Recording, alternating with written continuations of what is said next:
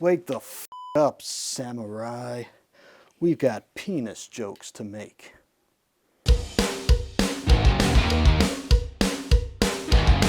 Hello players, you know the drill. Pants off, eyes up. But only if you want to, of course. This isn't the Russell Brand show. No, behave. That one's for you. You know who you are. But I do hope you consent to having the next few minutes of your life wasted. I'm your tech jester, Buz Stringer. The DLC Phantom Liberty for Cyberpunk 2077 is releasing as we speak. It's probably out already because I took too long making this video. Unless you're watching this years later, in which case, you know, I'm so bored of Cyberpunk, so old. The DLC Phantom Liberty makes Cyberpunk more difficult to run on PC than when it was first launched. Cyberpunk is becoming the poster boy for showcasing Nvidia's latest and greatest tech demos like DLSS 3.5, Pathtracing, ray reconstruction and frame gen. If you want to run the new Cyberpunk maxed out at 4K native, you're looking at around 23 FPS on average with a 4090. Turn on all the upscaling and that jumps to about 45 FPS. But as I said, that is with path tracing, so it's clear that path tracing isn't ready yet. But DLSS 3.5 has had some major improvement that we'll see in Cyberpunk. Typically, I mean, there's too many letters in that. Typically, DLSS didn't perform well when things like motion blur, chromatic aberration, depth of field, and lens flare were turned off. You know, the four horsemen of crappy image quality. I look forward to your comments.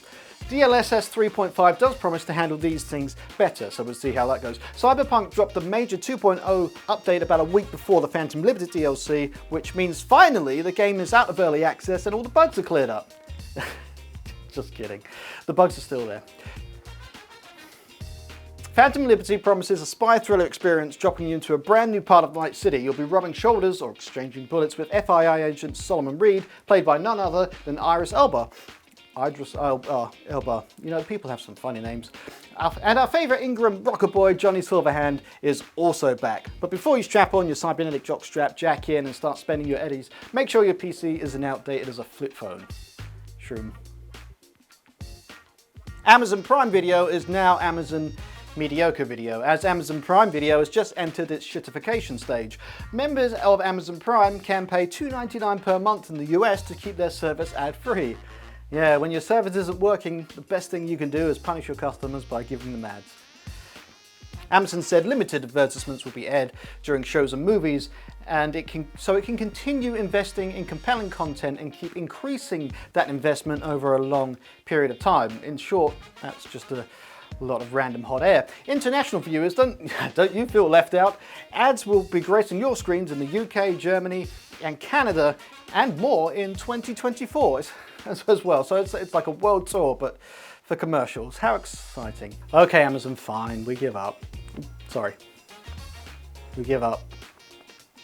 Streaming services these days are in a fierce battle for our eyeballs. Disney Plus, they're upping their game too. Starting in mid-October, you'll have to shell out $13.99 a month for an ad-free experience. That's a whopping 75% more than their ad-supported service. And Netflix, well, they're already charging $15.49 for their ad-free plan. It's only taken about 12 years and billions of dollars, but we're finally back to cable TV. Lucky us. If you're in the US, keep an eye on your inbox. Amazon will be sending out a friendly reminder about the incoming ads and how you can opt for the ad-free experience. It's like getting an invitation to a party that you never wanted to attend. But you're welcome to join this party. There's definitely not enough subscribers to run ads here. But I think we just have to accept the ads. I mean, if we don't, it's going to cost the billionaires at least $3 a month, and we can't have that. We have to protect the billionaires. And with all that money, you would think at least some of them could buy a decent haircut. Speaking of stupid billionaires, Elon Musk wants to charge for Twitter, still not calling it X. If you ever felt like your pockets were a little bit too heavy with change, just give it to some billionaire for something that used to be free. In a recent live stream with the Israeli Prime Minister Benjamin Netanyahu, let's just call him Benji, Musk floated the idea that the social network, known as the town hall where everybody seems to hate the town they're in, might no longer be free. Musk said he's battling vast armies of bots, and according to Musk, bots on Twitter cost less than a gumball, but can cause mayhem worth $1 million. His solution? Charge everyone, because, you know, making bots pay a few bucks is apparently the kryptonite that they never saw coming. He also bragged about Twitter now having 550 million monthly users.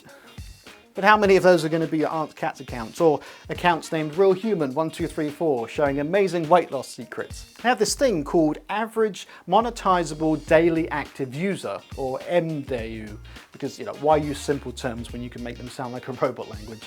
He was probably trying to name one of his kids at the time. I look forward to your comments. Last I checked, Twitter had around 220 million MDAUs. I'm no mathematician, but those numbers sound different. Now, Musk was a little mysterious about how much the actual cost would be. He described it as a small amount of money, but coming from a guy who builds space rockets for fun, small could range from anywhere from $1 to the price of a Mr. Beast video. But in case you've forgotten, Twitter already has a premium version, which small creators have to pay for, but big rich celebrities don't have to pay for. Well, some of them have to pay. It's all very simple, really. For a mere $8 a month, or discounted for $84 a year because, you know, math, you could edit posts, see fewer ads, and write longer rants. The idea of a paywall isn't really that new for Twitter. In fact, last year there were whispers of him wanting to put the entirety of Twitter behind a golden gate. So, you know, if you're already spending money on flamethrowers and rocket rides, what's a few more bucks for Twitter? We're out of time. I don't know how you made it this far, but I'm proud of you. Pants back on. Our session is over. Stay sexy and be excellent to each other. A cowboy asked me if I could help him round up his 18 cows. I said, sure, that's 20. Bye! That's the end of all the news. Wake the fuck up, samurai. We got a city to burn. No, that's the real one. Should be about penises.